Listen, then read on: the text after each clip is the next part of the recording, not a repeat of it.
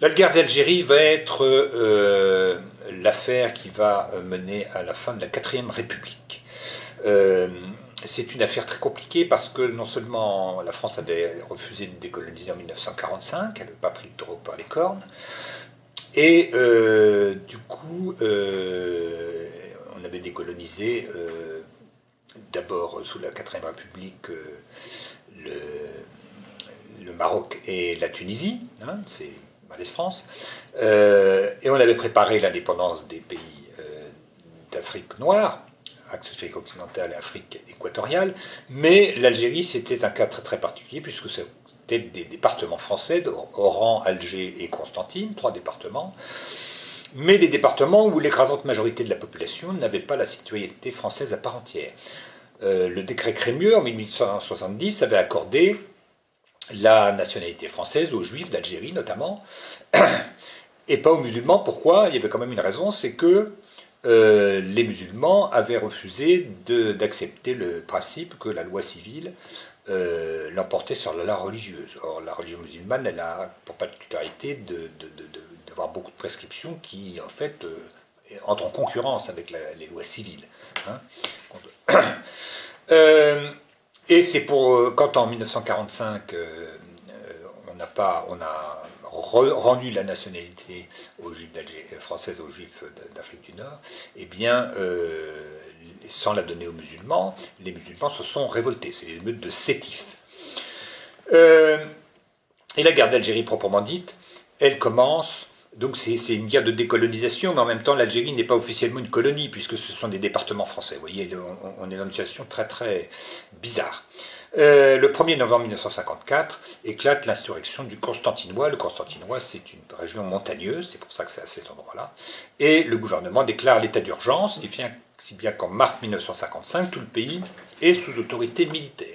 Mais il ne peut pas y avoir de guerre, puisque c'est la France. Vous voyez. Donc c'est ce qu'on appelle les événements d'Algérie. Et le président du Conseil, Guy Mollet, accepte un peu plus tard de négocier avec le FLN, mais seulement après qu'il y ait cessé le feu. Et le FLN, le Front de Libération Nationale, dit on veut bien faire un cessez-le-feu, mais il faut que vous reconnaissiez d'abord le principe de l'indépendance de l'Algérie. Donc on n'en sort pas.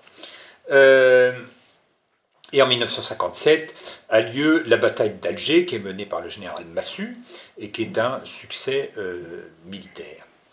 Mais en réalité, les succès militaires dans une guerre de ce genre ne servent presque à rien. Et du coup, la situation semble intenable, et les militaires, qui veulent un peu prendre leur revanche après l'humiliation de la guerre d'Indochine, et puis les Français d'Algérie, les pieds noirs, hein, dont souvent ce sont quelquefois des gens qui sont venus de France, par exemple des Alsaciens en 1870, quand l'Alsace est devenue allemande, ou des Lorrains un petit peu, mais souvent ce sont des gens qui sont venus par exemple d'Espagne, qui sont devenus français en Algérie. Ce ne sont pas des Français qui étaient partis en Algérie, ce sont des gens qui sont devenus français en Algérie. Donc les militaires et les pieds noirs redoutent les négociations avec le FLN, c'est-à-dire une solution politique, et donc ils vont faire appel au général de Gaulle.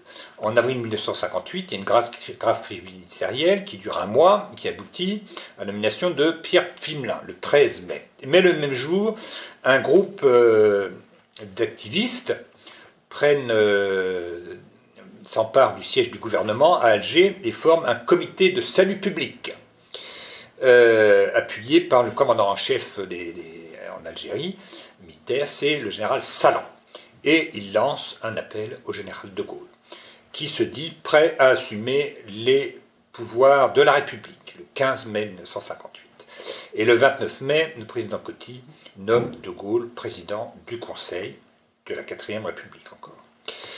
Le 1er juin, l'Assemblée investit de Gaulle, et le 2 juin, elle lui accorde les pleins pouvoirs pour 6 mois, pour rédiger une autre constitution, qui est un autre sujet. Mais j'en reste à la guerre d'Algérie pour cette leçon-là. Et donc, nous étions le 2 juin, le 4 juin 1958, de Gaulle se rend à Alger. Alors de Gaulle, il a été appelé pour maintenir l'Algérie dans le giron de la France.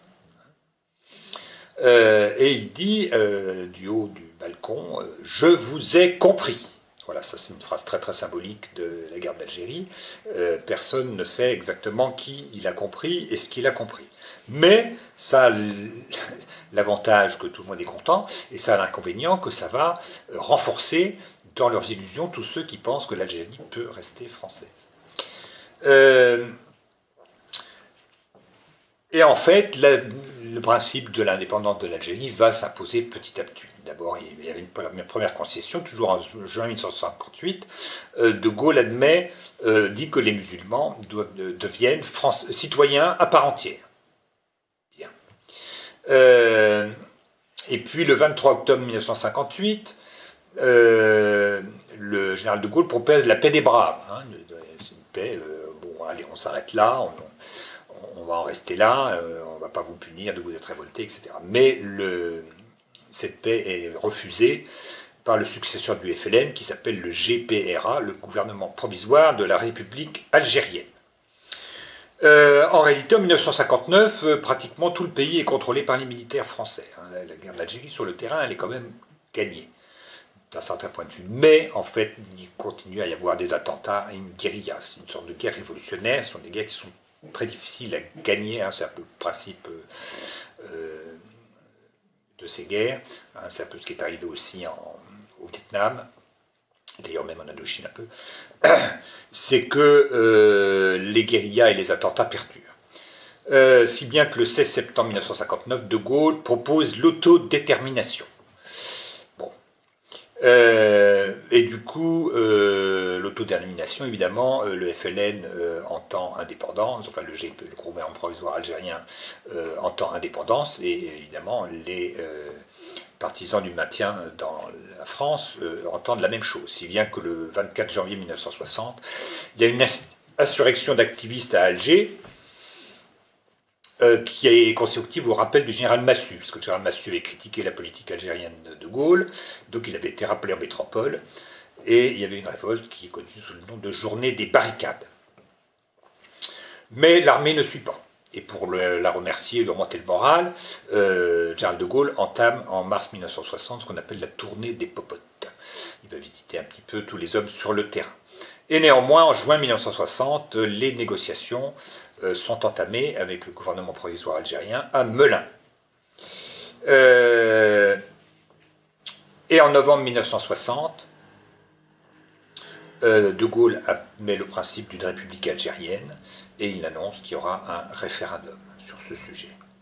Ce qui a lieu le 8 janvier 1961, et ce référendum, qui concerne les Français, donne 75% de oui à l'autodétermination de l'Algérie.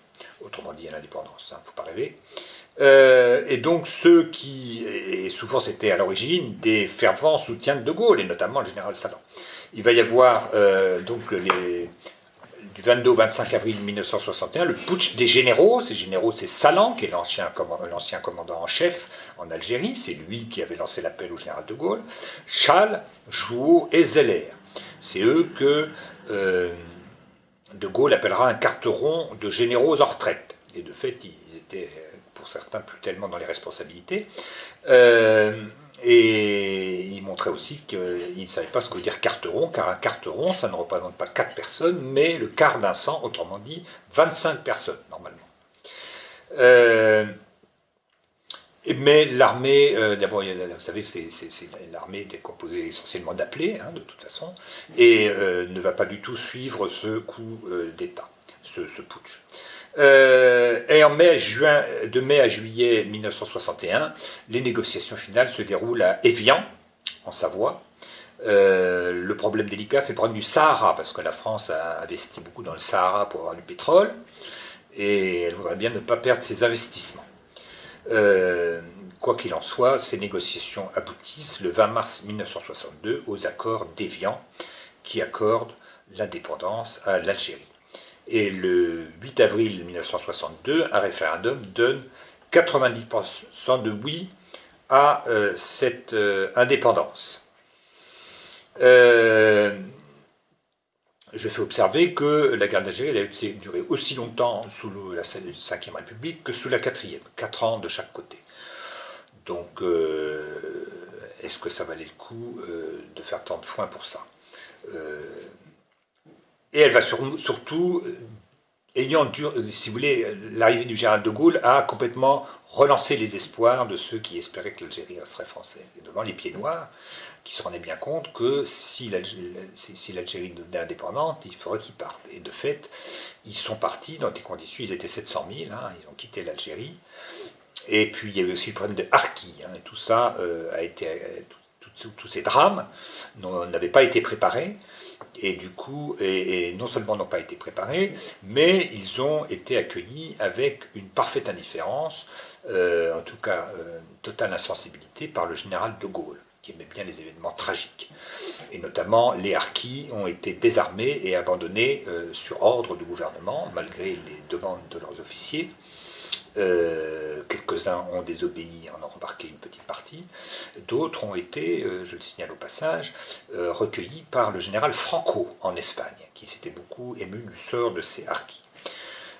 Donc tous ces drames qui ont laissé assez insensible la population française, mais il y a eu beaucoup d'activistes pro-Algérie française ou pro-Algérie algérienne. En général, pour l'Algérie algérienne, c'était des gens de gauche, pour l'Algérie française, des gens de droite, qui, donc, ça a été très passionné parmi les gens politisés, disons, le grand public s'y intéressait pas beaucoup, mais était plutôt soulagé que ça se produise.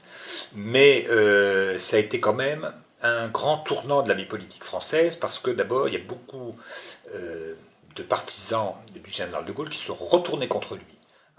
Salan est un exemple, mais vous avez aussi Soustelle ou Bidault qui sont devenus de féroces antigaullistes.